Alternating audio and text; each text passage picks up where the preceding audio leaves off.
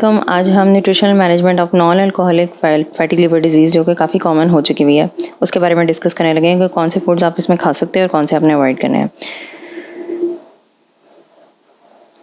Okay जी, NAFLD basically होता क्या है, इसमें ना जब एक्सेस फैट जो है वो बिल्डअप हो जाता है ना लिवर के अंदर, ठीक है, तो समटाइम्स उन लोगों में हो जाता है, यूजुअली जो फैटी लिवर डिजीज़ होती है ना उन लोगों में होती है जिनके अल्कोहल की कंजम्पशन बहुत ज़्यादा होती है, but there are people who are prone to developing fatty liver. और ये जो फैटी लिवर होता है ना, यूजुअली मैंने जेनेटिक कंपोनेंट भी इसमें देखा है, तो ऑब्वियसली इस पर कोई साइंटिफिक रिसर्च नहीं है, but if anyone in your family has it, specially अगर किसी के मदर को है तो उनकी जो डॉटर होगी उसमें चांसेस इंक्रीज़ हो जाते हैं।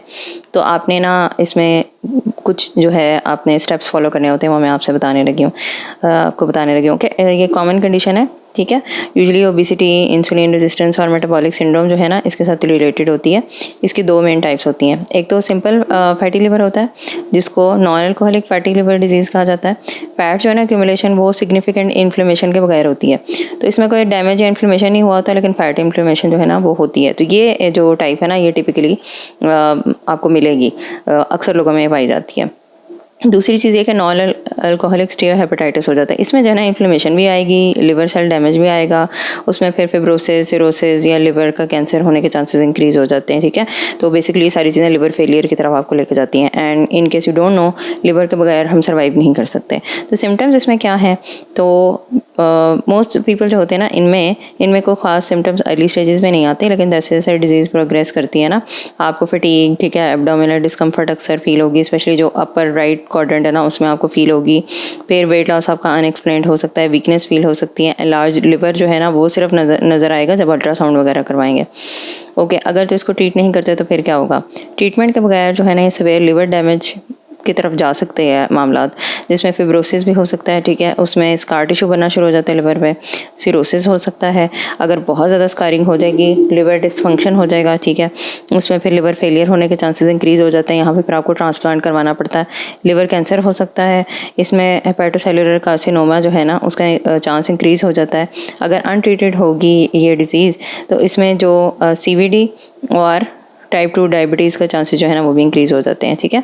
लैब टेस्ट इसमें आपने कौन कौन से करने हैं, अगर आपने इसको डायग्नोज करना है, मॉनिटर करना है, तो कुछ टेस्ट होंगे, जैसे कि लिवर एंजाइम्स आप टेस्ट करोगे, ALT AST, ठीक है, लिपिड प्रोफाइल आप चेक करवाओगे, इमेजिंग में अल्ट्रासाउंड, CT स्कैन, MRI करवा सकते हो ताकि लिवर फैट जो है उसको असेस किया जाए।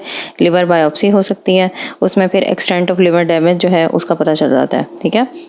डाइट थेरेपीज़ में क्या फॉलो करेंगे, बेसिकली इसमें ना हमने सबसे पहले वेट मैनेजमेंट करना होता है, ताकि जो आपका लिवर फैट है ना वो ओवरऑल आपकी बॉडी जो है, जैसे जैसे आप लाइक बॉडी वेट लूज़ करते हो ना तो आपके लिवर के ऊपर लोड कम पड़ना शुरू हो जाता है, ठीक है, तो ऑटोमेटिकली आपके जो फैट है ना वो डिज़ोल्व होता जाएगा और आप बेहतर फील करोगे, ठीक है। तो दूसरी चीज़ ये है कि आपने रिड्यूस करना है लिवर फैट, और ओवरऑल मेटाबॉलिक हेल्थ जो है वो आपकी इम्प्रूव करनी है। तो इसमें क्या चीज़ें इंक्लूडेड हैं, बेसिकली कैलोरी डेफिसिट आपने करनी होती है। तो ओवरवेट है ना तो आपने 5 to 10% भी अगर वेट लॉस कर लिया तो काफ़ी हद तक जो आपके लिवर फैट है ना वो रिड्यूस हो जाएगा, ठीक है। फिर इसके अलावा लो GI डाइट जिसको कहते हैं, लो GI डाइट जिसको लो ग्लाइसेमिक इंडेक्स या लो ग्लाइसेमिक लोड डाइट जिसको कहा जाता है, वो भी आपका ब्लड शुगर जो है लेवल उसको कंट्रोल करने में काम करती है, एंड रिड्यूस लिवर फैट। ये वही डाइट है जो कि डायबिटीज़ मेलाइटिस के लोग भी इस्तेमाल करते हैं, ठीक है। बैलेंस्ड माइक्रोन्यूट्रिएंट्स आप खाओगे, जिसमें आपके कार्बोहाइड्रेट, फैट, प्रोटीन की जो परसेंटेज होगी ना वो आपने अपनी डाइटिशियन के साथ सेट करवानी है ताकि आपको पता हो कि आपने क्या अमाउंट उसकी खानी है, ठीक है। उसके अलावा जो है एम्फोसाइज़ करना है लीन प्रोटीन्स पे, ठीक है, जिसमें आपका चिकन वगैरह आ जाता है। हेल्दी फैट्स आपने डाइट में इंक्लूड करने हैं, like olive oil, fish oil, और कॉम्प्लेक्स कार्बोहाइड्रेट्स का इस्तेमाल आपने ज़्यादा करना है। फूड्स कौन कौन से खाने वाले हैं वो बात कर लेते हैं। फाइबर रिच फूड जो है वो आप खाओगे, वेजिटेबल्स, फ्रूट्स और होल ग्रेन्स, लेग्यूम्स जो है ना इनके आपने इनटेक ज़्यादा कर देनी है, ठीक है। नेक्स्ट हो गया हेल्दी फैट्स आपने कौन कौन से इंक्लूड करने हैं, olive oil, nuts, seeds, avocados जो है अगर आपको अवेलेबल हो तो आप उसको इंक्रीज़ करो अपनी डाइट में। और लीन प्रोटीन आप ले सकते हो, फ़िश लो क्योंकि fish is very very good for people who have this problem. और स्किनलेस पोल्ट्री आप ले सकते हो, टोफू ले सकते हो। पोल्ट्री में बेसिकली आप चिकन का जो विंग और ब्रेस्ट पीस है वो इस्तेमाल करोगे, आपने उसका लेग और थाई पीस इस्तेमाल नहीं करना, उसमें फ़ैट होता है। और उसके अलावा आपने जो मटन है और बीफ है उसका भी इस्तेमाल नहीं करना। ओके, एंटीऑक्सीडेंट रिच फूड्स इसमें आ जाते हैं जिसमें बेरीज़ है, ग्रीन टी है, है कॉफ़ी लिमिटेड इनटेक में आप ले सकते हो, आपने बहुत एक्सेसिव अमाउंट में नहीं लेनी, ठीक है। अवॉइड कौन से फूड्स करने हैं, बेसिकली आपने जो एडिड शुगर्स होते हैं ना किसी भी चीज़ में, जैसे कि सोडाज हैं, स्वीट्स हैं, पेस्ट्रीज, शुगरी ड्रिंक्स, ये सब आपने नहीं लेना। ओके, रिफाइंड जो कार्बोहाइड्रेट्स होंगे जिसमें वाइट ब्रेड हो जाती है, पास्ता वगैरह हो जाता है, बेकरी के प्रोडक्ट्स आ जाते हैं, ठीक है, सारे के सारे मैदे से बने होते हैं, ये सब चीज़ें आपने नहीं लेनी। नेक्स्ट हो गया ट्रांस फैट्स जो हैं वो अक्सर प्रोड्यूस होते हैं और अक्सर लोग ये गलती करते हैं कि ऑलिव ऑयल में कुकिंग करना शुरू कर देते हैं। तो ऑलिव ऑयल में जब आप खाना पकाते हो ना तो उसका स्मोकिंग पॉइंट बहुत लो होता है, तो उससे ये होता है कि जो ऑयल होता है ना वो डायरेक्टली ट्रांस फैट में तब्दील हो जाता है। तो ये trans fats are not healthy for you. Olive oil को इस्तेमाल करने का तरीका ये होता है कि आपने उसको एज इट इज़ रॉ ही आपने डाल लेना है सैलड के ऊपर, एंड इट इज़ बेस्ट अगर आप एक्स्ट्रा वर्जिन ऑलिव ऑयल अच्छी क्वालिटी का अच्छे ब्रांड का परचेज़ करते हो तो, ठीक है। तो प्रोसेस्ड फूड जो होंगे जिसमें package snacks, fried foods, margarine, ये तीनों चीज़ें आपने नहीं लेना क्योंकि इन सब के अंदर जो है ना ट्रांस फैट पाया जाता है, which is not good for you. Okay, next आ गया अल्कोहल जो है।